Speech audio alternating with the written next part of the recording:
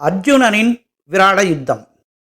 ஸ்ரீகிருஷ்ணரிடம் விராடனின் நாட்டின் தெற்கு எல்லையில் துரியோதனனின் அஸ்தினாபுர படைகள் முற்றுகை பற்றி அர்ஜுனன், விராட மன்னரின் மகன் இளவரசனான உத்தரன் தேரோட்ட, பீஷ்மர், கிருபர், துரோணரின் மகன் அஸ்வத்தாமன், கர்ணன், அவன் மகன் விருஷசேனன், துரியோதனன் என்று அனைத்து மாவீரர்களையும் பிருகன்னலை என்ற நபுசகன் உருவத்தில் இருந்த நான் தோற்கடித்து விரட்டி அடித்தேன்.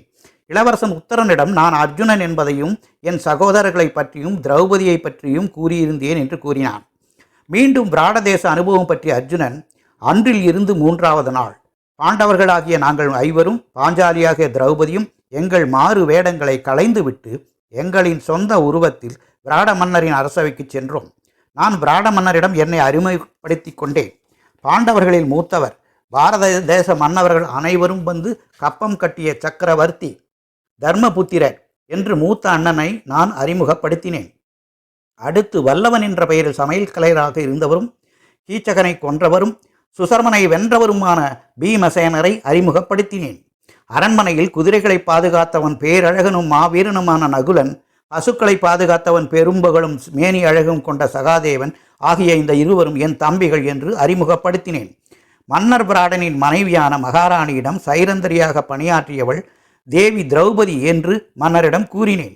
பிராடரின் அரண்மனையில் நாங்கள் பாதுகாப்பாகவும் மகிழ்ச்சியாகவும் இருந்தோம் என்று மன்னரிடம் கூறினேன். நான் பேசியதும் இளவரசன் உத்தரன். பொன்னிற மேனியும் பொலிவான முகமும் கொண்ட இவர் தான் தர்மபுத்திரர். பொன்னின் நிறமும் அகன்று விரிந்த தோள்களும் நீண்டு பருமனான கரங்களும் கொண்ட பீமசேனர் இவர்தான்.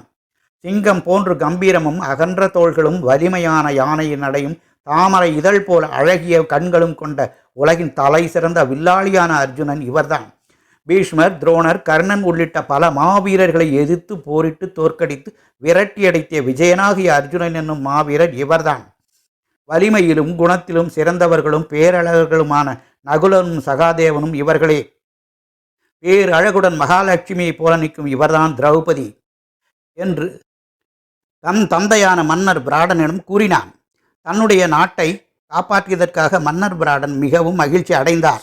அவருடைய மத்திய நாட்டையும் கருவூலத்தையும் தன்னையும் எங்களிடம் ஒப்படைத்தார். என்னிடம் மிகுந்த நன்றி உணர்வும் மரியாதையும் அவருக்கு ஏற்பட்டது என்று விவரித்தான். இந்த காணொலியை பார்த்ததற்கு நன்றி.